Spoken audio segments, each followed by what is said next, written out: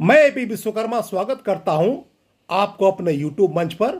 और आज हम चर्चा करेंगे कि क्या कर्नाटक चुनाव के साथ और कांग्रेस का प्रचंड जीत के साथ ही मोदी युग का अंत होने जा रहा है या मोदी युग का अंत हो जाएगा 2024 में। तो आज सबसे पहले हम बात करेंगे कर्नाटक चुनाव के बारे में।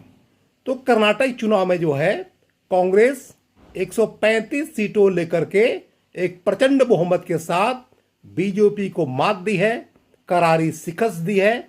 और वहां जो बहुत सारा एंटी इनकम्बेंसी था या जो कहा जा रहा था वहां का जो मुख्यमंत्री बासवराज मुंबई के बारे में पेसीएम है, मतलब उनको 40% कमीशन वाली सरकार चाहिए, जहां पे बहुत सारा घोटाला था, भ्रष्टाचार था, करप्शन था, कोई काम नहीं होता था। तो एक्चुअली में वो पेसीएम नहीं था, वो पेपीएम था। कहने का मतलब जितने भी मुख्यमंत्री होते हैं जब कोई कमीशन लेते हैं या पार्टी के लिए पैसे लेते हैं तो वो खुद नहीं रखते हैं, एक्चुअली किसी न किसी रूप में ये कंट्रीब्यूट करते हैं अपने पार्टी को, अपने कोषाध्यक्ष को, अपने बीजेपी को, ताकि जो इतना लंबा चौड़ा प्रोग्राम होता है, जो करोड़ों करोड़ का पंडाल बनता है, करोड़ों करोड़ का जो इसमें लाओ लश्कर होता है, उसमें खर्चा होता है। तो एक्चुअली वो पेसीएम नहीं था, वो पेपीएम था, ऐसा मेरा मानना है। तो इन सब के बावजूद जो है करारी शिकस्त हुई है और कांग्रेस का प्रचंड जीत हुई है। तो इसका मतलब ये है कि क्या ये मोदी युग का अंत की शुरुआत है? तो कहने का मतलब ये है कि जिस तरह से मोदी ने सिर्फ हवाबाजी करके, झूठे सपने दिखा करके 15 लाख खाते में आएंगे, बुलेट ट्रेन चलेगा, हर साल 2 करोड़ रोजगार देंगे, इन लोग हर एमपी जो है अपना एक एक गांव को गोद लिए, 543 एमपी जो है, लेकिन कहाँ डेवलपमेंट हुआ? कोई चर्चा है? इस तरह से startup India, stand up India, ये वो फलना ढेकना बहुत सारा का प्रचार हुआ। ये सिर्फ प्रचार की सरकार है। और हम लोग जो है 2014 में जो है एक प्रधानमंत्री के बदले बीजेपी के प्रचार मंत्री चुनने का हम लोग इस देश की जनता गलती कर चुकी है। तो अब क्या बात है? अब जो हुआ सो हुआ। तो क्या 10 साल आते आते मोदी युग का अंत हो जाएगा? लगता तो ऐसा ही है, क्योंकि अगर हम आज के सिनेरियो में देखते हैं तो भारत में जो है बिल्कुल एक स्टेट ऐसा है जहां पे मोदी को हराना या बीजेपी को हराना थोड़ा मुश्किल है या नामुमकिन है। जैसे में वो स्टेट है सिर्फ उत्तर प्रदेश। उत्तर प्रदेश में क्या है कि वहां पे आदित्यनाथ योगी का अपना एक ब्रांड वैल्यू है। ब्रांड वैल्यू का मतलब ये है कि उनका एक क्षत्रिय हैं, एक राजपूत हैं, और राजपूत कैसे राज करना जानते हैं वो अच्छी तरह से जानते हैं, या राज्य को कैसे प्रगति के रास्ते पे ले जाना है वो जानते हैं। और सबसे बड़ी बात है वहां पे जिस तरह से माने मैन ऑफ द वर्ल्ड की तरह जो बात बोले वो बात को पूरा कर रहे हैं। मतलब जिस तरह से माफिया को, डॉन को, गुंडे को, बदमाश को, मवाली को जिस तरह से इनकाउंटर में मारा जा रहा है, उस तरह से वहां के जो आम जनमानस है, आम जनता है, उसमें खुशी की लहर है। आम जनता को यह मतलब नहीं है कि कोई 40, 50, 60 साल तक केस लड़े और आज तक एक भी माफिया को, एक भी क्रिमिनल को कोई कन्विक्शन नहीं हुआ, कोई फांसी नहीं हुआ, कोई सजाए नहीं हुआ। तो वैसे कानून का क्या मतलब है? यहां आदमी को डिले जस्टिस, डिनाई जस्टिस होता है, हम लोग जानते हैं। तो यहां जब लोगों को लगता है कि न्याय मिल रहा है, गुंडों का सफाया हो रहा है, माफिया का सफाया हो रहा है। देखिए क्या होता है, जब कोई गुंडा बदमाश होता है ना, जब उसको खून करने की आदत हो जाती है, लूटने की आदत हो जाती है, तो भैंस के आगे बीन बजाने से कुछ नहीं होता है। उनको उसी भाषा में जवाब देना पड़ता है जिस भाषा को वो समझते हैं, और उसी भाषा में जवाब दे रहे हैं योगी आदित्यनाथ, जिस भाषा को गुंडे मवाली समझते हैं। उनको एनकाउंटर करवा रहे हैं, मरवा रहे हैं, बुलडोजर चलवा रहे हैं। तो इस बात को लेकर के आज के डेट में एक प्रचंड बहुमत के साथ जो बीजेपी की सरकार यूपी में है उसको हिलाना मुश्किल है, क्योंकि उनका अपना ब्रांड वैल्यू है, योगी का अपना ब्रांड वैल्यू है, उनका वे ऑफ फंक्शनिंग है, वे ऑफ स्टाइल है, वे ऑफ टॉकिंग है, या मैन ऑफ द वर्ड वाली बात है, जो कहते हैं लगभग पूरा करते हैं या पूरा करने का प्रयास करते हैं। मतलब ऐसा नहीं कि बुलेट ट्रेन आ जाएगा, 100 स्मार्ट सिटी बन जाएगा, 15 लाख खाता में आ जाएगा, 2 करोड़ हर साल रोजगार मिल जाएगा और हर गांव को गोद ले लेंगे, 545 सब गांव को डेवलप कर देंगे और ये फलना ढेकना हो जाएगा। मतलब ये हवाबाजी वाला बात नहीं। मोदी जी जो है सिर्फ हवाबाजी करते हैं, सिर्फ फेंकते हैं, गप मारते हैं, जबकि जो कहते हैं वो करते नहीं है, पूरा नहीं कर पाते हैं। तो हवाबाजी की सरकार, खोखलेपन की सरकार या कागज का नाव बहुत दिन तक नहीं चलता है। तो आज के डेट में सिनेरियो में देखा जाए तो सिर्फ एक स्टेट है भारत में, यूपी, जहां की बीजेपी को मात देना बहुत ही मुश्किल है, बहुत ही टफ है, नामुमकिन है। कहने का मतलब यह है वहां पर जो 80 लोकसभा की सीटें हैं वहां पे थोड़ा मुश्किल है विपक्षी को कि वहां से उनको हराया जाए। और दूसरी कड़ी ये, कमजोर कड़ी ये है कि वहां के जो विपक्ष के नेता हैं, मुलायम सिंह के बेटे अखिलेश यादव, वो उस तरह से एक्टिव नहीं है, उस तरह से उनमें काबिलियत नहीं है, उस तरह से लीडरशिप नहीं है, उस तरह से में उनको इन्फ्लुएंस करने की, प्रभावित करने की क्षमता नहीं है। वो सब चांदी के चम्मच लेके पैदा हुए, वो सब ललबबुआ हैं। इस तरह के राजपाट करने में वो लोग माहिर नहीं है।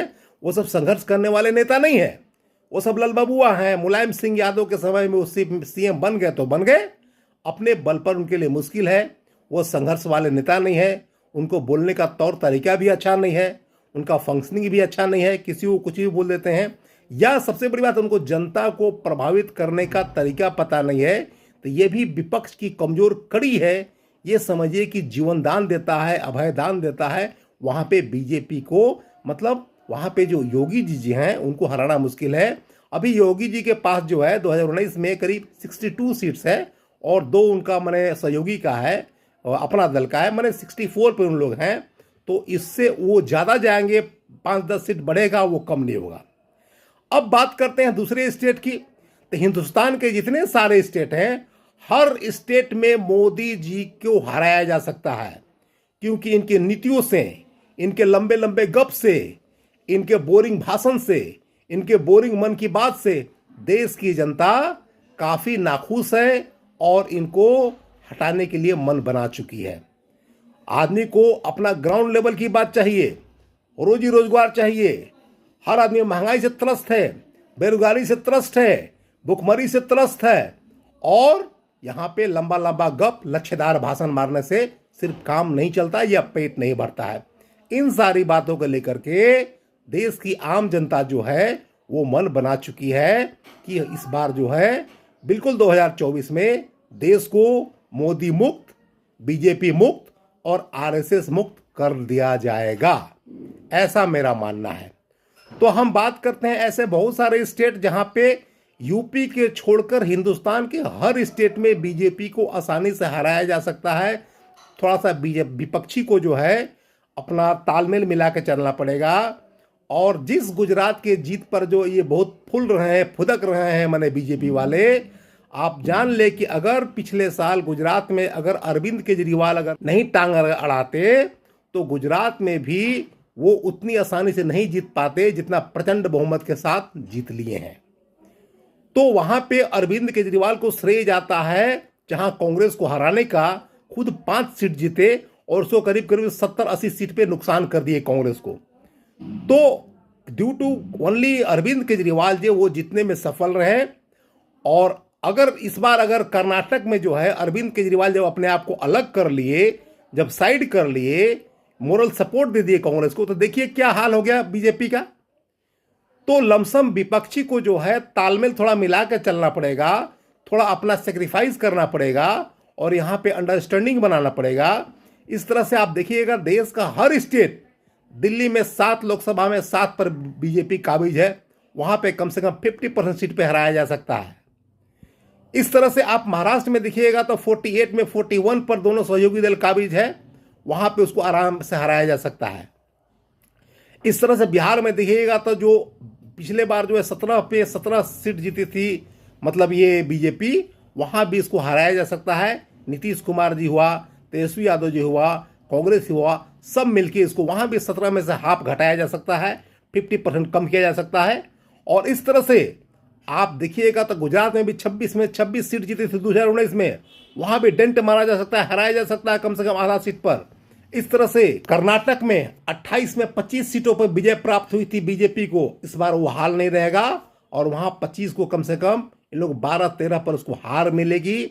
इस तरह से आप आइएगा तो राजस्थान में जहाँ 25 में 24 पर विजय प्राप्त हुआ था, राजस्थान आज के डेट में वहाँ पे कांग्रेस की सरकार है और अपना जो है मतलब ये अशोक गहलोत हो गए या सचिन पायलट हो गए, इतनी आसानी से बीजेपी को नहीं जीतने देंगे।